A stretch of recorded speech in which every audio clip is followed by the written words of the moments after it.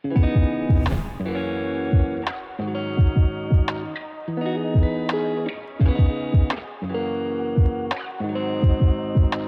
tout le monde et bienvenue à La Chapelle en ligne. Je m'appelle Karine et je fais partie de l'équipe pastorale de La Chapelle. Je suis vraiment heureuse que tu te joignes à nous aujourd'hui. Si c'est une de tes premières fois, je tiens à te souhaiter la bienvenue. Aujourd'hui, on entame une nouvelle série sur la santé mentale qui s'intitule « Comment ça va ?» Et ça commence avec un message de pasteur Loïc Richard. On l'écoute ensemble et on se retrouve après. Hey, salut La Chapelle, est-ce que vous allez bien ce matin?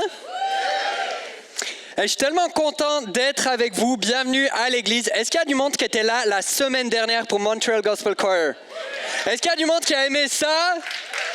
Yes! Hey, la semaine dernière, il y a beaucoup de personnes qui ont choisi de donner leur vie à Jésus. Est-ce qu'on peut célébrer le Dieu qui transforme des vies encore aujourd'hui?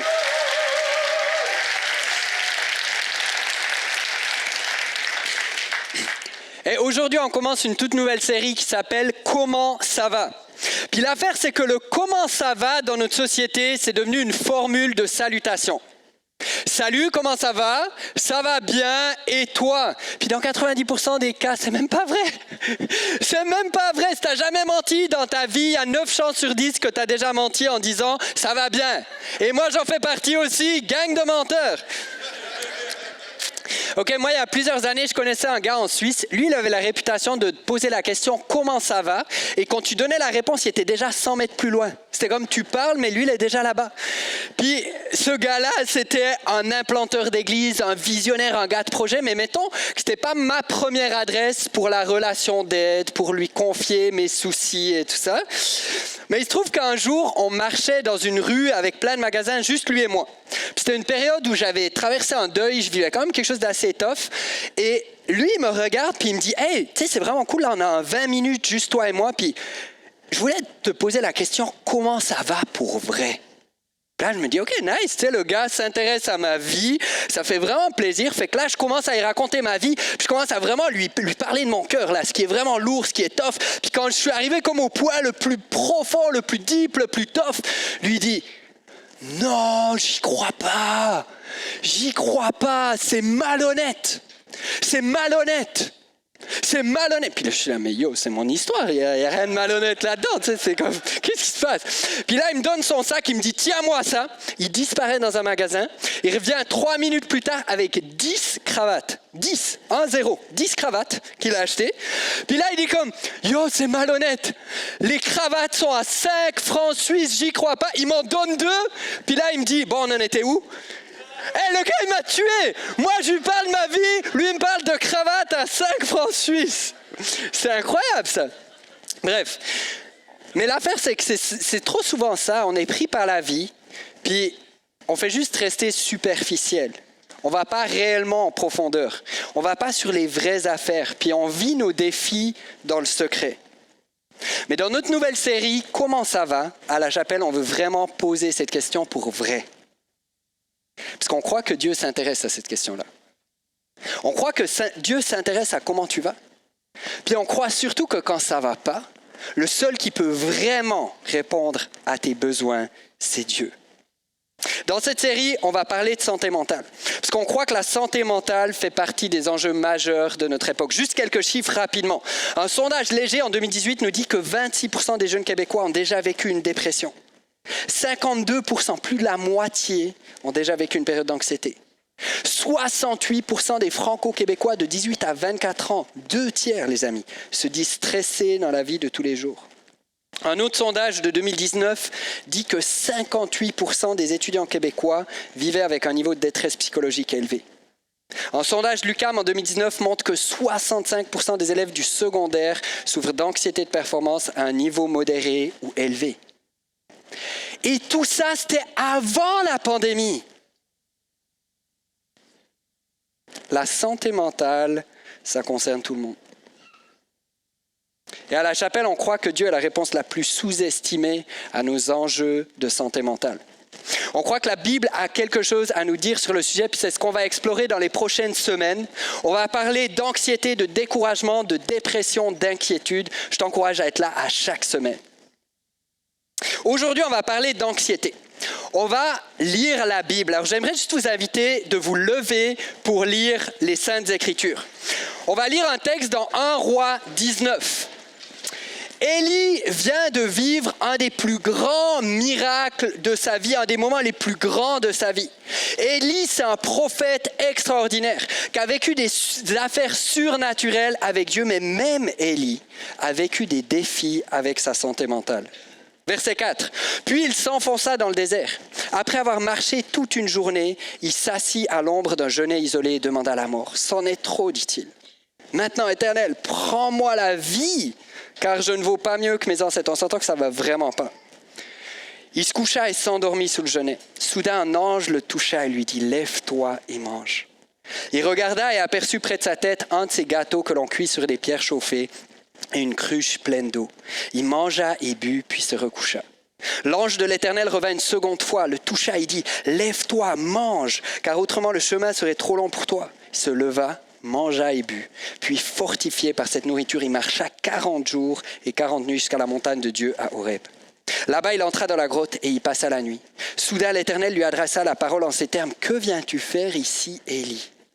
Il répondit « J'ai ardemment défendu la cause de l'Éternel, le Dieu des armées célestes. Car les Israélites ont abandonné ton alliance. Ils ont renversé tes autels, ils ont massacré tes prophètes. Je suis le seul qui reste. Les voilà qui cherchent à me prendre la vie. Ça va vraiment pas. » L'Éternel dit « Sors et tiens-toi sur la montagne devant l'Éternel. » Et voici que l'Éternel passa. Devant lui soufflait un vent si violent qui fendait les montagnes et fracassait les rochers. Mais l'Éternel n'était pas dans l'ouragan. Après l'ouragan, il y a eu un tremblement de terre, mais l'Éternel n'était pas dans le tremblement de terre. Après ça, il y a eu un feu, mais l'Éternel n'était pas dans ce feu. Enfin, après le feu, ce fut un bruissement doux et léger. Dès qu'Élie l'entendit, il se couvrit le visage d'un pan de son manteau et sortit se placer à l'entrée de la grotte. Et voici que quelqu'un s'adressa à lui. « Que fais-tu ici, Élie ?» Et Élie répondit, « J'ai ardemment défendu la cause de l'Éternel, le Dieu des armées célestes, car les Israélites ont abandonné ton alliance, ont renversé tes autels, ils ont massacré tes prophètes, je suis le seul qui reste, et les voilà qui cherchent à me prendre la vie. » Vous pouvez vous asseoir. Ce texte ici est rempli de vérités et de principes qui peuvent nous aider dans différents enjeux de santé mentale, notamment celui qu'on va aborder aujourd'hui, l'anxiété. Savais-tu que c'est 76% des Québécois aujourd'hui qui disent souffrir souvent ou à l'occasion d'anxiété? Est-ce que ça t'étonne? Moi, ça ne m'étonne pas. OK, je suis père de 3 enfants. Le premier se réveille à 5h30. À 6h, le deuxième est là. On a les premières chicanes. Bébé Simon commence à manger le livre de Louis. Il hurle au meurtre. On essaye de survivre. On prépare la boîte à lunch, les habits pour la leçon de gym, le bandeau orange du groupe 4. On n'oublie pas de signer l'agenda. On va chercher une feuille d'art pour le cours de sciences. On brosse les dents des enfants. À 8h, on sort de la maison en panique. On est en retard. La prof va encore penser qu'on est des mauvais parents. Les 2 grands sont à vélo. Ils se foncent dedans. Il pleure, moi j'ai peur, alors j'élève la voix. Il y a une maman parfaite qui passe, qui me regarde, je vois le jugement dans ses yeux. Mes enfants auront des traumatismes. On essuie les larmes, on les relève, on va à l'école juste au moment où la cloche sonne. Puis j'ai pas encore commencé ma journée de travail. J'ai pas encore checké les médias sociaux pour comparer ma vie nulle à la vie incroyable de tout le monde. J'ai pas encore soigné mon image, j'ai pas encore écouté toutes les nouvelles terribles de tout ce qui se passe dans le monde. J'ai pas encore réfléchi au taux d'intérêt qui monte, à l'hypothèque et à tout ça. Ça va? Sentez un peu comment ça monte? Le message d'aujourd'hui s'intitule « L'anxiété, comment y faire face ?» Et aujourd'hui, je me suis dit que je voulais être vraiment vrai avec vous. Je vais vous raconter mon histoire. En 2019, on est arrivé au Québec. Et juste avant notre déménagement de Suisse au Québec, il y a eu plusieurs facteurs de stress. En 2017, mon père est décédé d'un cancer au cerveau. Puis ça a généré pas mal de stress pour moi. Avec mon frère, on s'est occupé de la situation de ma mère qui a la sclérose en plaques depuis plus de 30 ans. J'avais un gros projet à mon travail pendant 3 ans. Et puis, on était responsable d'un groupe de jeunesse bénévolement. En plus de ça, on a accueilli notre premier enfant, puis on planifiait notre transition pour déménager au Québec. Et juste avant de partir, le jour avant, je commence à avoir de la fièvre. Donc je me dis, OK, il y a eu beaucoup de stress, c'est comme la fatigue. Mais là, je commence à avoir des douleurs à des endroits où j'avais jamais mal avant. J'ai eu mal aux dents. Okay, moi, je suis baigné avec des dents qui vont quand même relativement bien, mais là, j'avais mal aux dents. Puis là, je commence à avoir mal au dos, mal au ventre. Puis j'avais un point dans la poitrine, mais violent. Un point super violent à la poitrine. Pour vous dire, on a pris l'avion de Zurich à Reykjavik en Islande, c'était notre première escale. Et pendant le premier vol, j'étais obsédé par l'idée, il faut juste que j'arrive vivant jusqu'à Reykjavik. Parce que j'étais certain que j'étais en train de faire une crise cardiaque. J'avais tellement une douleur à la poitrine. Puis là, arrivé à Reykjavik, ça allait un peu mieux. On a pris notre avion pour Montréal. Les 5 premiers jours à Montréal, j'avais constamment cette douleur. Puis après 5 jours, je me suis endormi. Au milieu de la nuit, je me suis réveillé. Je me suis dit, c'est fini là. Je suis en train de mourir. Littéralement, j'arrivais plus à prendre l'air. J'arrivais plus à inspirer. C'est la première fois de ma vie que ça m'arrivait. Et je suis allé à l'urgence, puis là, il y a eu une batterie de tests, puis les médecins m'ont dit « Monsieur, vous êtes en pleine santé, tout est correct, tout va bien. » Mais les mois qui ont suivi ont été tough. Je ne comprenais plus mon corps, j'avais des maux de tête, et là, j'étais certain que j'avais un cancer au cerveau comme mon père. Pendant 3 semaines, j'avais des picotements sur tout le côté droit, la jambe droite, le bras droit, puis j'étais certain que j'avais la sclérose en plaques comme ma mère. J'avais des vertiges. Des fois, c'était tellement intense. On marchait avec Suzanne dans les rues à Montréal et je devais m'asseoir par terre parce que j'avais plus d'équilibre. J'avais des problèmes digestifs, je manquais d'appétit, plus d'énergie. Puis là, j'étais certain que j'avais une maladie grave. J'étais convaincu d'avoir une maladie grave. Je me disais à ce moment-là que j'avais une espérance de vie. Franchement, j'avais les moments les plus down. Je me disais que j'avais une espérance de vie d'1 année à 2 ans maximum. Je me souviens, des fois, on faisait des plans à 5 ans avec ma femme, puis au fond de moi, je me disais, mais ça sert même à rien de discuter de ça, je ne vais pas le vivre. Je me souviens d'une fois, je faisais une insomnie, et au milieu de la nuit, Suzanne, ma femme, elle se réveille, elle me dit, c'est quoi ta plus grande crainte? Puis là, je dis, tu sais, elle était enceinte de notre 2e enfant, on avait déjà un enfant, puis je dis, ma plus grande crainte, c'est que je meure et que tu sois seule avec les enfants. Puis là, Suzanne, je pense qu'elle voulait juste que je m'endorme et qu'elle puisse s'endormir aussi. Puis elle a dit, tu sais, Dieu est bon. Puis je suis certain, peu importe ce qui t'arrive, Dieu va prendre soin de notre famille, puis je serai capable de gérer. En tout cas, c'est ce jour-là que j'ai réalisé que je ne servais absolument à rien dans la famille, mais ça m'a quand même apaisé. Puis là, mes symptômes persistaient. Puis je suis allé consulter. Je suis allé voir un médecin qui m'a fait des tests. Puis là, il m'a donné un diagnostic. Il m'a dit, le diagnostic, c'est trouble d'anxiété généralisée. Puis c'est pas vrai. C'est pas vrai, je suis pas anxieux. Je suis pas quelqu'un d'inquiet. Je suis quelqu'un de positif. Je vois l'avenir avec optimisme. J'ai pas trop peur de prendre des risques. Je suis quelqu'un de positif. J'arrive bien à gérer le stress. Je suis pas anxieux. Puis là, le médecin il m'a expliqué que l'anxiété, ça venait pas toujours d'une inquiétude directement. Des fois, ça pouvait être une réaction à un stress intense. Il m'a expliqué tout le mécanisme. Et ce qu'il m'a dit à ce moment-là, il m'a dit, c'est un médecin à Montréal, il m'a dit 40% de mes consultations, c'est pour des troubles psychosomatiques. 40%. Donc des troubles physiques occasionnés ou aggravés par des facteurs psychiques ou psychologiques. 40%. Mais pour moi, ce diagnostic-là a été un premier pas vers la guérison. Juste de comprendre et d'accepter, je souffre d'anxiété. Puis aujourd'hui, ce qu'on va faire, c'est qu'on va regarder à la Bible, puisque je crois que la Bible a vraiment des choses à nous dire là-dessus. Et très important, moi, je ne suis pas un professionnel en santé mentale. Donc, en fonction de ce que tu vis, en fonction du trouble que tu vis en ce moment, ça va être peut-être important d'aller consulter un professionnel. Donc, pour comprendre l'anxiété, pour faire face à l'anxiété, je crois qu'une des premières choses, c'est de comprendre comment l'être humain est fait. Revenons à l'histoire d'Élie. Qu'est-ce que l'ange de l'Éternel, qui est une manifestation de Dieu, qu'est-ce que l'ange de l'Éternel a fait en tout premier pour Élie? Est-ce que vous vous souvenez? Il a donné à manger et à boire. L'ange de l'Éternel a cuisiné pour Élie. Alors, il y en a, tu trouves que c'est une bonne nouvelle parce que tu es passionné de cuisine, puis tu te dis, man, c'est malade, Dieu cuisine. C'est incroyable. Puis il y en a, tu es comme moi, tu es mauvais en cuisine. Tu es fier de toi quand tu n'as pas oublié le sel pour tes spaghettis. Laisse-moi te dire, Dieu cuisine, c'est une bonne nouvelle.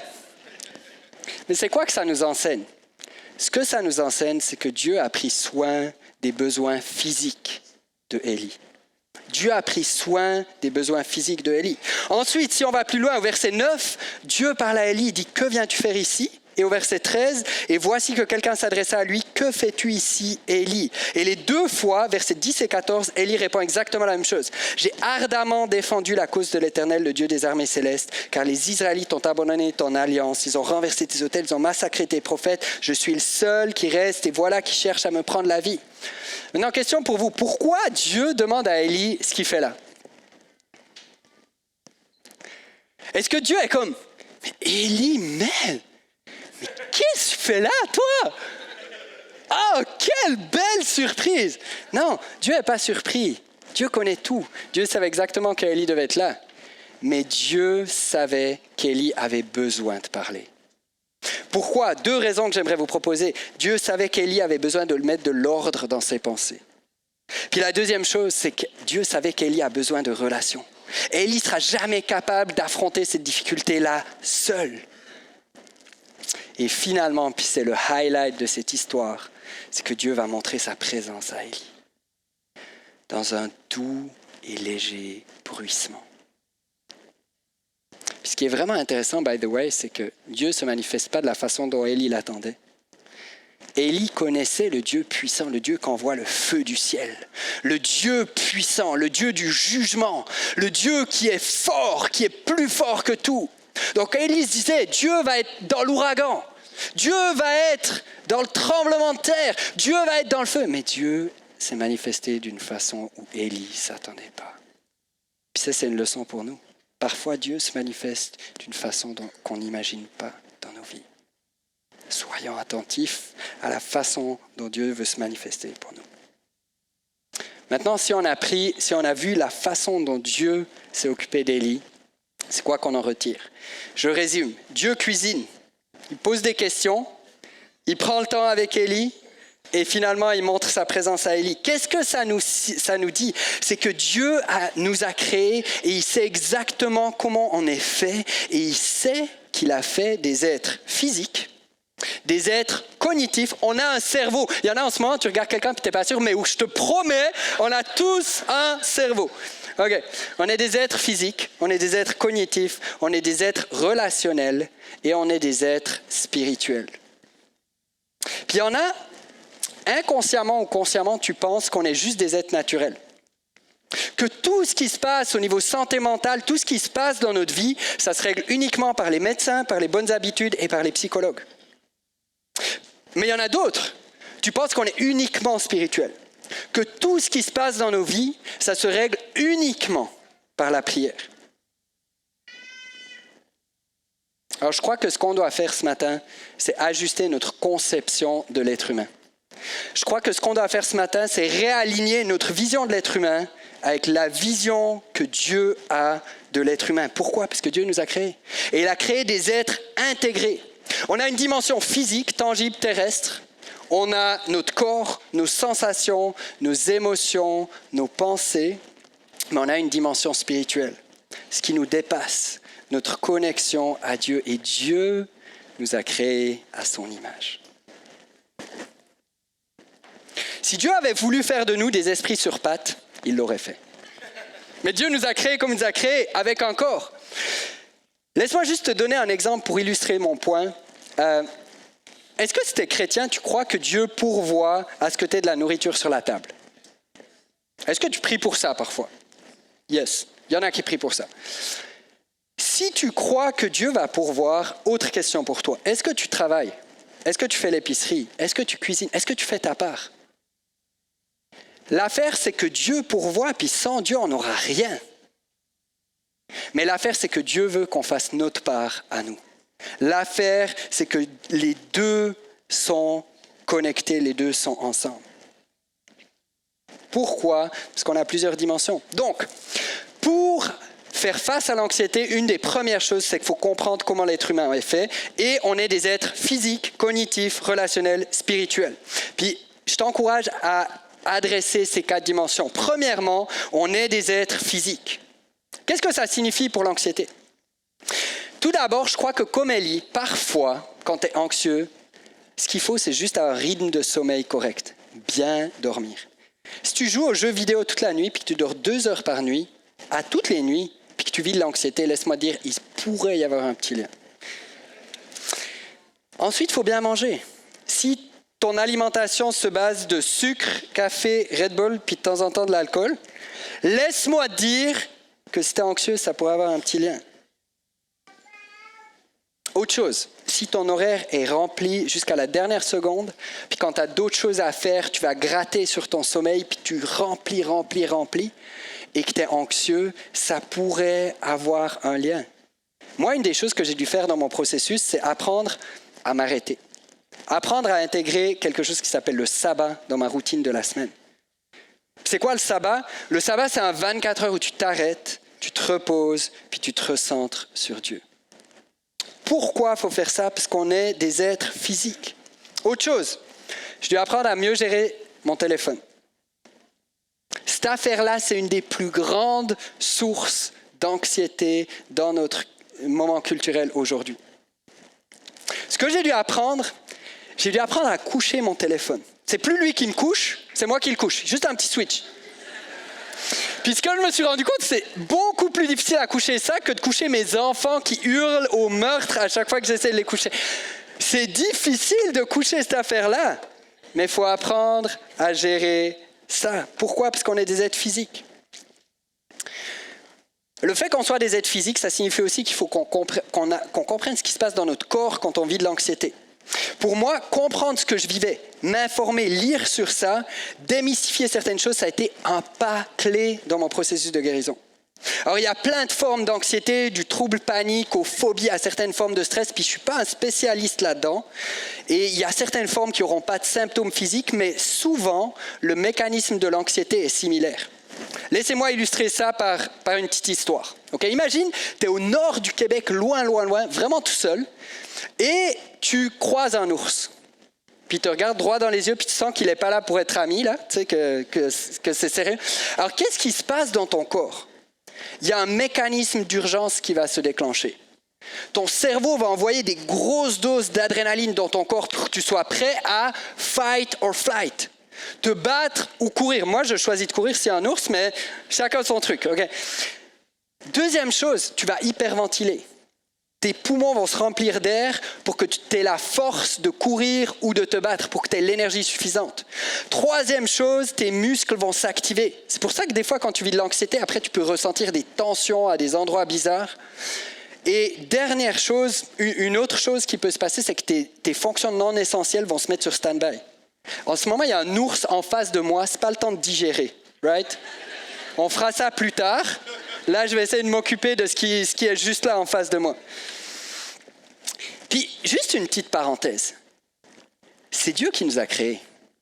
Et Dieu a intégré ce mécanisme d'urgence dans nos corps. Est-ce que vous pouvez juste m'aider à louer notre Créateur, à remercier notre Créateur qui a fait de nous des êtres merveilleux?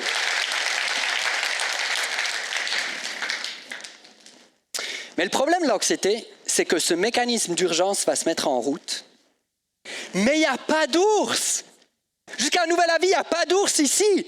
Et pourtant, on est anxieux. Il n'y a pas d'ours, il n'y a pas de menace directe. Il y a comme une menace diffuse, un stress. Il y a plein de causes qui peuvent expliquer l'anxiété, mais il n'y a pas de menace directe. Donc, c'est comme une menace qui reste dans le temps. Puis, qu'est-ce qui se passe? À force d'hyperventiler, tu vas sentir des étourdissements, des picotements. À force de contracter tes muscles, tu vas sentir des tensions.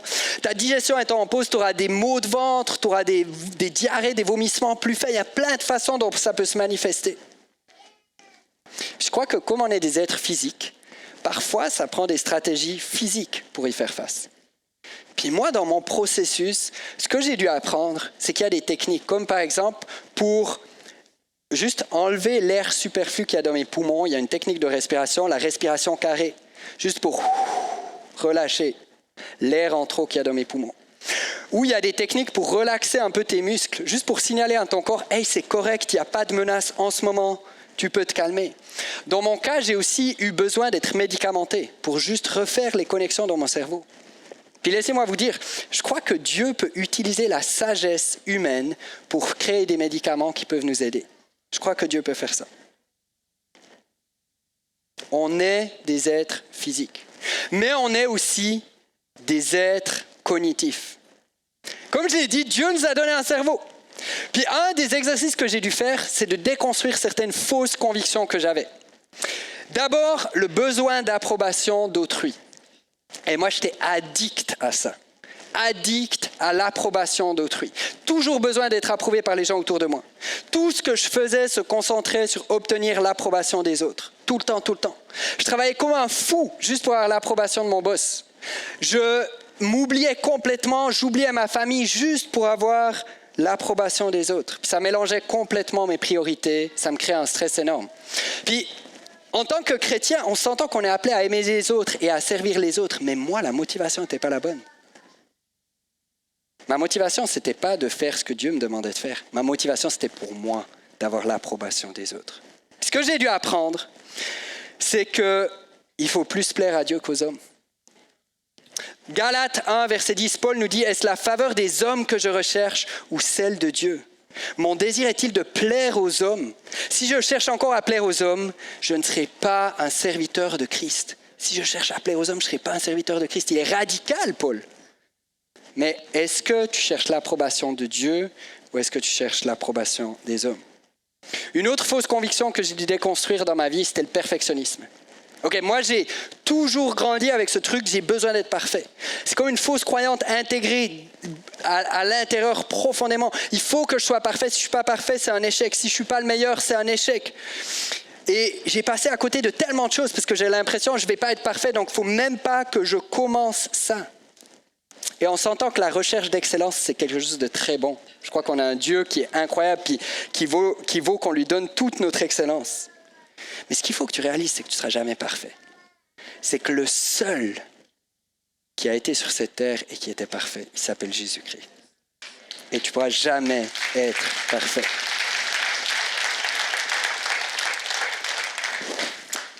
Une autre fausse conviction que j'ai dû déconstruire, c'est le contrôle. Moi, je suis très suisse. Ok, je suis très suisse. Je suis suisse, mais très suisse. Je suis le genre de gars, j'avais toujours un plan à 5 ans sur tous les domaines de ma vie. Mes finances, ma job, ma famille, tout. Un plan à 5 ans, toujours. J'avais peur de prendre l'avion. Pourquoi? Parce que c'est pas moi qui pilote. Mais heureusement pour tous les autres passagers que c'est pas moi qui pilote. Mais j'avais ce problème du contrôle. Puis laisse-moi te dire, si tu souffres de la fausse conviction du contrôle, j'ai une mauvaise nouvelle pour toi. Tu ne pourras jamais tout contrôler. Jamais. Puis il y en a qui freak out en ce moment, puis qui ne me croient pas, mais est-ce que question pour toi, est-ce qu'en 2018, quand tu as fait ton plan à 5 ans, est-ce que tu avais intégré la pandémie de la COVID-19 dans ton plan? Non? Ok. Tu ne pourras pas tout contrôler. Mais si tu connais Jésus, tu connais celui qui tient l'univers dans sa main, celui qui contrôle chaque détail de ta vie. Alors dirige tes pensées vers la bonne place. Philippiens 4, verset 8 nous dit « Enfin, frères et sœurs, nourrissez vos pensées de tout ce qui est vrai, noble, juste, pur, digne d'amour ou d'approbation, tout ce qui est vertueux et mérite louange. Ce que vous avez appris et reçu de moi, ce que vous m'avez entendu dire et vu faire, mettez-le en pratique. Alors le Dieu qui donne la paix sera avec vous. » Alors quand j'ai lu ce verset, j'ai réalisé quelque chose. C'est que je suis convaincu que Dieu est constamment avec nous. Le Dieu de paix est là. Mais l'affaire, c'est que nos pensées sont tellement dirigées vers nous-mêmes, vers nos inquiétudes, vers notre anxiété, qu'on laisse aucune place au Dieu de paix. Alors ce que ça prend parfois, c'est juste que tu rediriges tes pensées. Nourris tes pensées de ce qui est vrai, noble, juste, pur, digne d'amour ou d'approbation, tout ce qui est vertueux et qui mérite louange. Laisse de la place à Dieu. Pourquoi? Parce qu'on est des êtres cognitifs. On est des êtres qui pensons. Troisième, on est des êtres relationnels. Dieu nous a créés pour être en communauté. Dès le début de la création, Dieu a créé l'homme et après il a dit c'est pas bon que l'homme soit seul, je vais créer une compagne, je vais créer la femme. Dieu nous a créés pour être en relation. Dieu lui-même, la Trinité, Dieu le Père, Jésus et le Saint-Esprit sont en communion. Il y a une relation, on est des êtres relationnels. Alors laisse-moi te dire, pour faire face à l'anxiété, tu ne peux pas t'en sortir tout seul. Tu as besoin de la communauté. Jésus, alors qu'il était à quelques heures de mourir une mort atroce sur la croix, qu'il était à quelques heures de payer le prix de nos fautes, qu'il était à quelques heures de prendre les péchés du monde entier sur lui, Jésus a été saisi d'angoisse. Luc 22, 44, l'angoisse le saisit. Sa prière se fit de plus en plus pressante. Sa sueur devint comme des gouttes de sang qui tombaient à terre. On s'entend que Jésus a vécu de l'anxiété next level. Et by the way, s'il y en a, tu vis de l'anxiété, Jésus te comprend. Jésus te comprend. Mais la même histoire est racontée en Matthieu 26, 36. Là-dessus, Jésus arriva avec eux dans un lieu appelé Gethsémané. Il dit à ses disciples, « Asseyez-vous ici pendant que je vais prier là-bas. » Il prit avec lui Pierre et les 2 fils de Zébédée. Il commença à être envahi d'une profonde tristesse et l'angoisse le saisit. Alors il leur dit, « Je suis accablé de tristesse à en mourir. Restez ici, veillez avec moi. » C'est quoi le point?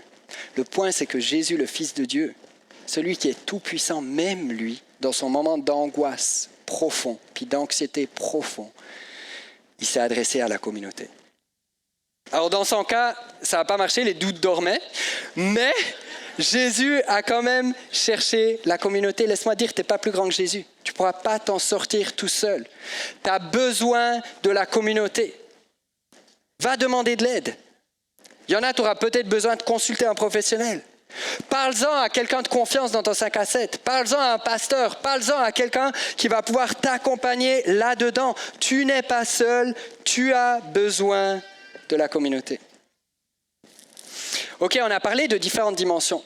On a parlé de plein de choses. On a parlé de choses naturelles comme la dimension physique, on a parlé de la dimension de tes pensées, on a parlé de la dimension relationnelle, mais on est aussi des êtres spirituels. Puis ce qu'Élie avait besoin plus que toute autre chose, c'était de la présence de Dieu. Ce qu'Élie avait besoin plus que toutes les autres choses, c'était juste de se reconnecter à Dieu, du doux murmure de la présence de Dieu. Alors laisse-moi te dire, peu importe ce que tu vis aujourd'hui, peu importe ce que tu traverses, ce qu'il faut, c'est que tu remettes Dieu au centre de ta vie. Est-ce qu'il y a quelqu'un qui est là et qui dit « Je veux remettre Dieu au centre de ma vie ».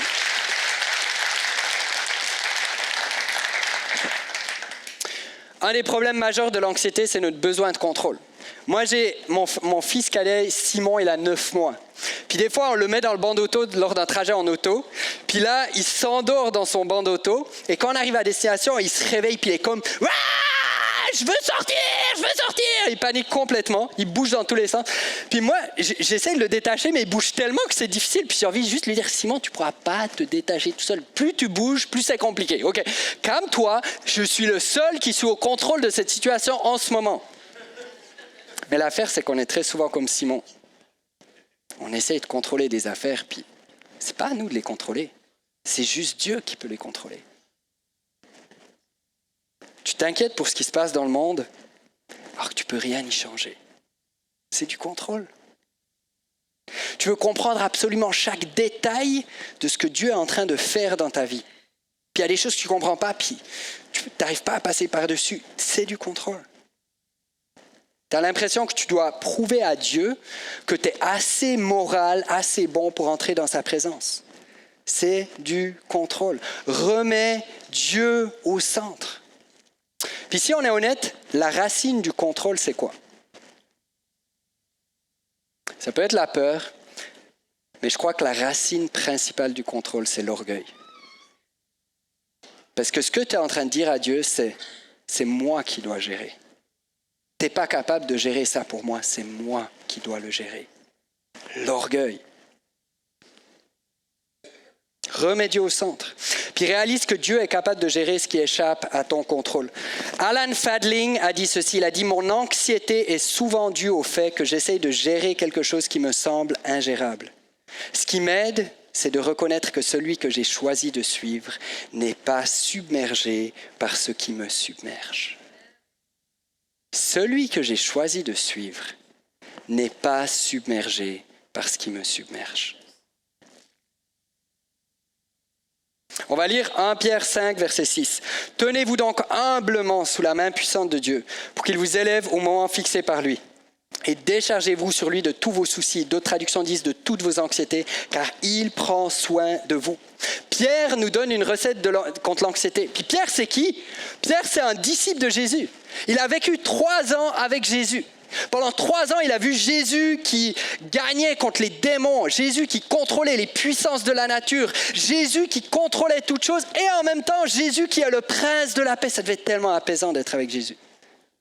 Donc Pierre a quelque chose à nous dire sur l'anxiété. C'est quoi sa recette? Sa recette, c'est tenez-vous humblement sous la puissante main de Dieu. Puis c'est quoi se tenir humblement? C'est réaliser, je ne suis pas capable tout seul. Il faut que je laisse le contrôle à Dieu. Il faut que je laisse la direction de ma vie à Dieu. Il faut que je remette Dieu au centre. Et peut-être tu es ici, puis tu n'as jamais donné ta vie à Jésus. Tu n'as jamais remis Dieu au centre de ta vie ou tu n'as jamais mis Dieu au centre de ta vie. C'était une des premières fois que tu entends ce message-là. Puis tu réalises qu'il y a un vide au fond de toi. Tu réalises qu'il y a quelque chose qui te manque au fond de toi. J'aimerais dire, aujourd'hui, l'invitation de Jésus, elle tient. Jésus a payé le prix de tous tes péchés. Jésus est mort sur une croix pour que tu puisses avoir une vie nouvelle. Tout ce que ça prend, c'est que tu changes de direction, que tu laisses derrière toi ta vie de péché, que tu te repentes pour tes péchés et que tu vives pour Jésus, puis que tu dises, c'est toi le boss de ma vie. Je veux te donner toute l'autorité sur ma vie, je veux te remettre au centre de ma vie. Tu es invité ce matin à remettre Dieu au centre. Mais tenez-vous humblement où? Sous la main puissante de Dieu. Alors ma question ce matin, c'est, est-ce qu'il y en a ici qui croient que Dieu est tout puissant? Est-ce qu'il y en a qui croient que Dieu est au-dessus de tout? Est-ce qu'il y en a qui croient que Dieu contrôle tout? Alors humilie-toi sous la puissante main de Dieu, puis remets Dieu au centre. Remets Dieu au centre. Au verset 7, ça dit « Déchargez-vous sur lui de tous vos soucis ou de toutes vos anxiétés. » Puis comment on fait ça? Parle à Dieu. Il y a quelque chose qui s'appelle la prière. Tu peux parler à Dieu, puis te décharger de tes anxiétés. Lâche-lui tous tes soucis, dis-lui tout. Puis si tu veux une inspiration, lis les psaumes. Dans les psaumes, on a une inspiration de comment tu peux donner toutes tes anxiétés à Dieu. Prie. Puis décharge tes soucis. Puis fais pas comme moi de te recharger de tes soucis quand tu as fini de te décharger tes soucis. Laisse-les là. Jésus saura s'en occuper. La prière, c'est un dialogue avec Dieu, puis je suis convaincu que Dieu agit encore aujourd'hui et que la prière change des situations. Mais la prière te change toi. Dr Caroline Leaf, qui est une neuroscientifique, a dit ceci. Elle a dit « Il a été observé que 12 minutes de prière concentrée par jour sur une période de 8 semaines peuvent modifier le cerveau à un point tel qu'il peut être mesuré par un scanner cérébral. » Et 8 semaines, c'est pas super long. 12 minutes par jour de prière focusée. Puis ton cerveau change au point où ça se voit sur un scanner cérébral. La prière te transforme. La prière te change. La prière change ta perspective, change ton focus. Remets Dieu au centre. Puis le verset 7 termine en disant « Car il prend soin de vous ». Dieu prend soin de vous. Est-ce qu'il y en a ce matin, tu es ici, puis tu crois que Dieu prend soin de toi?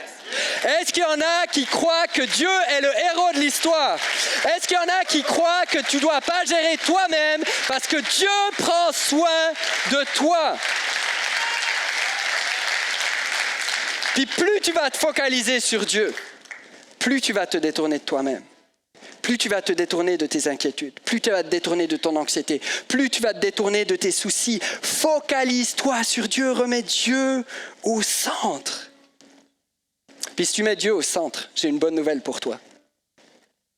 Le prince de la paix a déjà porté ton anxiété. Dans Ésaïe 9, verset 5, Jésus est décrit comme le prince de la paix. Puis dans Ésaïe 53, verset 4, ça nous dit « Pourtant, en vérité, c'est de nos maladies qu'il s'est chargé.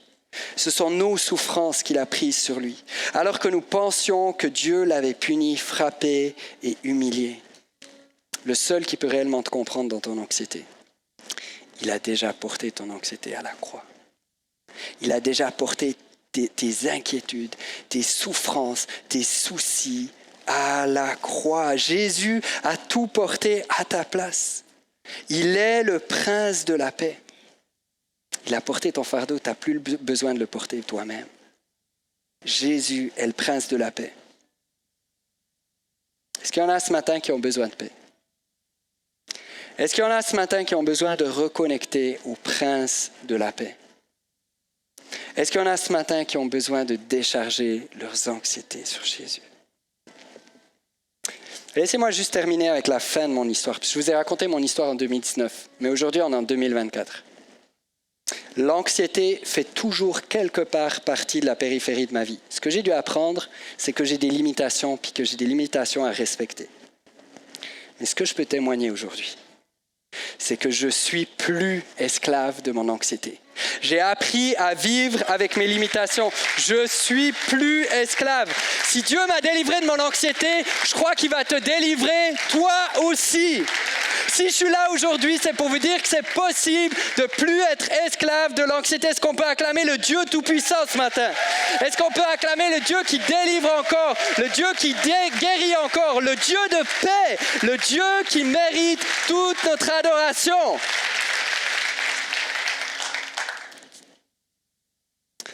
Alors qu'on termine, j'aimerais juste qu'on prenne un temps de prière. J'aimerais juste qu'on se lève tous ensemble. Puis, si tu vis de l'anxiété, si l'anxiété fait partie de ta vie, ou si tu as quelqu'un dans ton entourage proche qui vit de l'anxiété, si tu as quelqu'un dans ta famille, dans ton cercle d'amis, quelqu'un de proche de toi qui vit de l'anxiété, j'aimerais juste qu'on prie ensemble. Donc, si ça te concerne, si tu vis de l'anxiété ou tu connais quelqu'un qui vit de l'anxiété, lève ta main. J'aimerais que les gens autour de toi puissent prier pour toi. Alors que les mains se lèvent, regardez autour de vous quand vous voyez une main levée et posez la main sur cette personne-là, puis on va prier tous ensemble.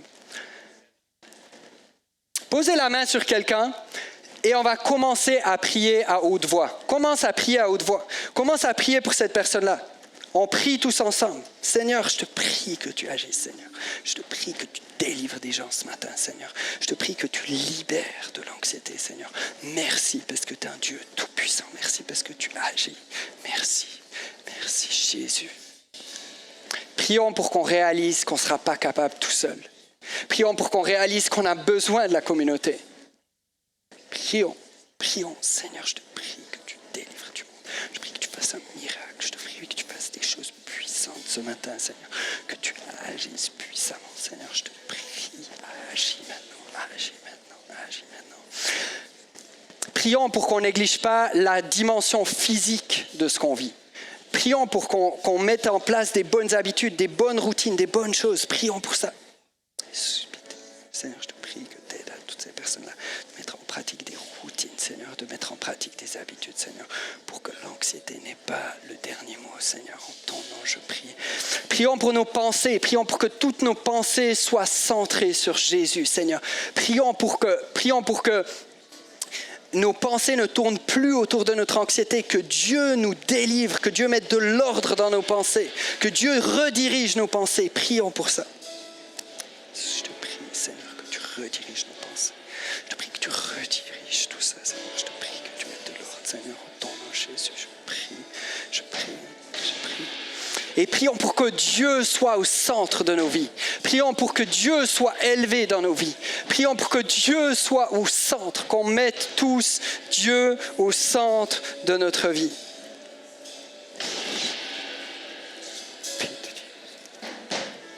Yes. Seigneur Jésus, merci parce que tu es le roi des rois. Merci parce que tu es le Seigneur des seigneurs. Merci parce que tu es le Dieu tout-puissant. Mais merci aussi Jésus parce que tu es le prince de la paix. Alors ce matin, on vient devant toi comme un seul corps réuni pour te demander que ta paix descende sur nous. Seigneur, je te prie pour tous mes frères et toutes mes sœurs qui souffrent d'anxiété. Toutes les personnes qui souffrent dans leur corps, qui souffrent dans leurs pensées, qui souffrent émotionnellement. Seigneur, viens apaiser. Viens amener une paix surnaturelle, une paix qui dépasse toute intelligence. Seigneur, viens libérer, viens viens délivrer, viens guérir. Merci parce qu'encore aujourd'hui, tu brises des chaînes. Seigneur, aide-nous à faire notre part, mais je te prie que tu viennes agir de façon surnaturelle dans nos vies. Merci Jésus, parce que tu es le prince de la paix. Merci Jésus, parce que tu es le roi des rois, le Seigneur des seigneurs. Et merci Jésus, parce que tu es un bon Père et que tu veux nous donner ta paix. C'est dans le nom de Jésus que j'ai prié.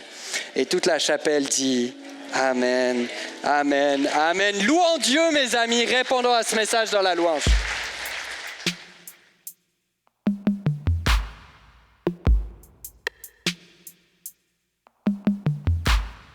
Seigneur, je te prie, ouvre les cieux et fais toutes choses nouvelles. Lorsque je veille et que je prie, mon être entier espère en toi. Je me préparerai à ton retour. Je remplirai d'huile ma lampe, que mon cœur s'enflamme de ton amour, alors qu'il soupire après toi. Viens réveiller mon âme, oh Dieu, viens la ranimer de ton feu, que mon cœur brûle pour toi. Viens réveiller mon âme, oh Dieu, viens la ranimer de ton feu, que mon cœur brûle pour toi.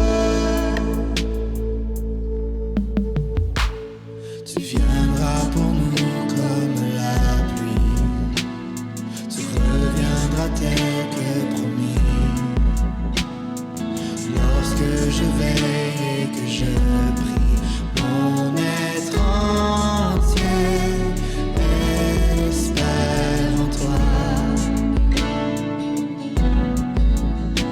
Je me préparerai à ton retour. Je remplirai d'huile ma lampe, que mon cœur s'enflamme de ton amour, alors qu'il soupire après toi. Oui, mon cœur soupire après toi. Viens réveiller mon âme, oh Dieu, viens la ranimer de ton feu, que mon cœur brûle pour toi. Viens réveiller mon âme, oh Dieu, viens la ranimer de ton feu, que mon cœur brûle pour toi.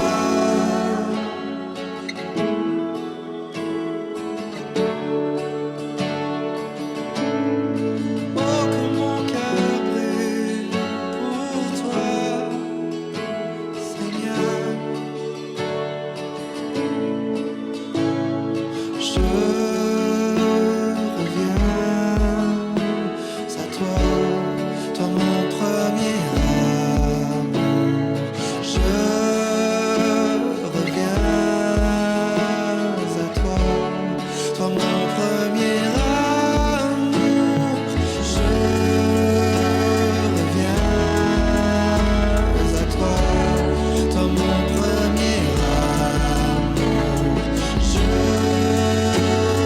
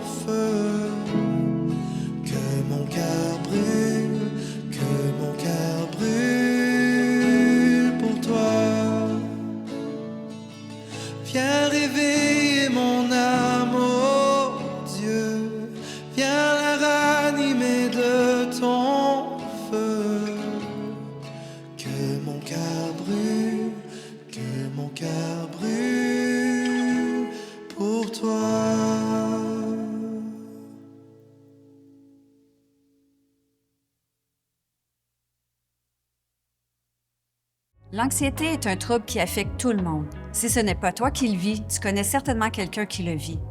Comment peut-on y faire face? En prenant conscience de nos besoins physiques, cognitifs, relationnels et spirituels. Cette semaine, décharge-toi sur lui. Il veut prendre soin de toi. Si tu veux continuer à vivre la communauté de l'Église la semaine, tu peux le faire en ligne en te joignant à nous dans notre after tous les lundis à midi. C'est un bon moment pour connecter et prier ensemble. Tu trouveras le lien sur notre site Web. Merci de donner régulièrement. C'est ce qui nous permet de vivre l'Église, que ce soit en ligne ou en personne. Tes dons contribuent aussi aux différents projets de J'aime ma ville. Tu peux faire un don en tout temps via notre application ou sur notre site Web. Merci d'avoir été avec nous aujourd'hui. On se voit dimanche prochain en personne ou encore en ligne sur notre chaîne YouTube. Mais avant, viens passer du temps avec nous dans notre after demain midi. Bon dimanche et bonne semaine!